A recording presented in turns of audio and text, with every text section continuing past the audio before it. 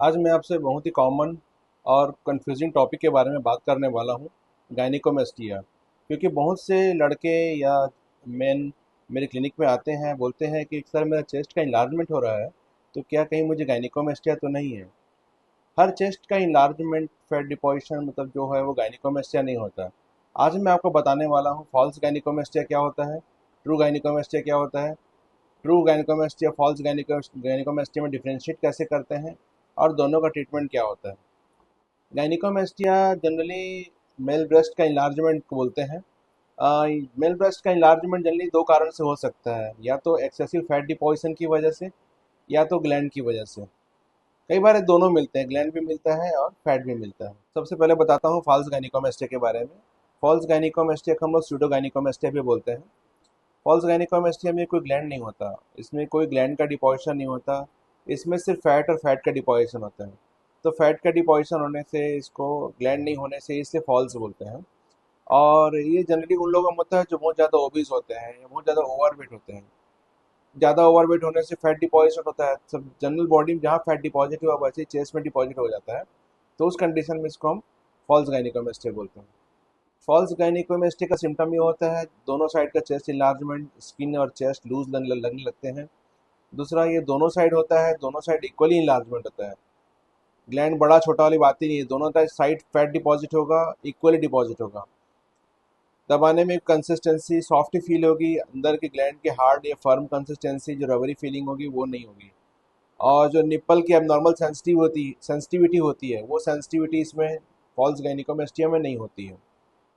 False gynaecomastia के कारण होते हैं वेट गेन होना, सेडेंट्री लाइफस्टाइल होना, जंक फूड खाना, और लैक ऑफ एक्सरसाइजेस।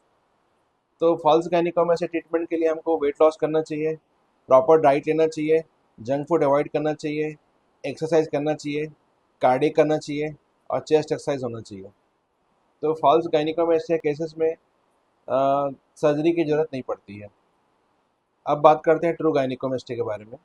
एक्चुअली ये मेडिकल कंडीशन होता है, इसमें ब्रेस्ट टिश्यू जो होती है उसका नॉर्मल ग्रोथ हो जाती है, ब्रेस्ट का जो ग्लैंड होता है उसका ग्रोथ होता है। इसमें फैट ग्रोथ नहीं होता, ब्रेस्ट का ग्लैंड ग्रोथ होता है। इसको हम वेट लॉस से ख़त्म नहीं कर सकते हैं। ट्रू गायनिकोमेस्टिया जनरली एक साइड भी हो सकता है, दोनों साइड हो सकता है, दोनों साइड होगा तो बराबर भी हो सकता है, या एक साइड कम एक साइड ज़्यादा हो सकता है। इसमें निपल की अब नॉर्मल सेंसिटिविटी रहती है, और फील करने पे डॉक्टर एग्जामिन करता है तो इसमें हार्ड फीलिंग या रबरी फीलिंग आता है, या दबाने से चेस्ट में पेन भी हो सकता है। इसके कॉजेज़ क्या होते हैं? हार्मोनल इम्बैलेंस से, प्यूबर्टी से, जिम सप्लीमेंट से, कुछ बीमारियां जैसे थायराइड और लीवर की बीमारियों से, कुछ स्टेरॉइड मेडिसिन से। इम्पॉर्टेंट बात तो ये है कि एक्सरसाइज से आपका फैट तो ख़त्म हो जाएगा, ग्लैंड नहीं निकल पाएगा। इसी कारण लड़के आते हैं, बॉयज़ आते हैं, जेंट्स आते हैं, बोलते हैं सर हम एक्सरसाइज तो कर रहे हैं, हमारी बॉडी बन रही है, लेकिन हमारा चेस्ट वैसे ही का वैसे ही है। सो फॉल्स गायनिकोमेस्टिया को ट्रू गायनिकोमेस्टिया से डिफ्रेंशिएट होना बहुत ज़रूरी है। इसके लिए आपको आपके डॉक्टर को विजिट करना होता है, जो आपके चेस्ट का फिजिकल एग्जामिनेशन कर सके, कभी कभार ज़रूरत हो तो उसका अल्ट्रासाउंड एग्जामिनेशन भी कर सके, और कभी कभी सेलेक्टेड केसेस में हमको हार्मोनल टेस्ट भी करना होता है, जैसे एस्ट्रोजन टेस्टोस्टेरोन का लेवल। ट्रीटमेंट के लिए false gynecomastia diet, exercise, weight loss से हम ठीक कर सकते हैं। और अगर ग्लैंड हो, ट्रू गायनिकोमेस्टिया है, तो उसके लिए surgery is the permanent solution.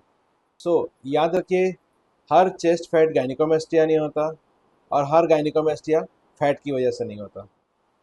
Self diagnosis या गूगल पे देख के डिसीजन लेना गलत हो सकता है। सो करेक्ट डायग्नोसिस के बिना ट्रीटमेंट लेना, आपका टाइम, पैसा, कॉन्फिडेंस, तीनों का लॉस होता है।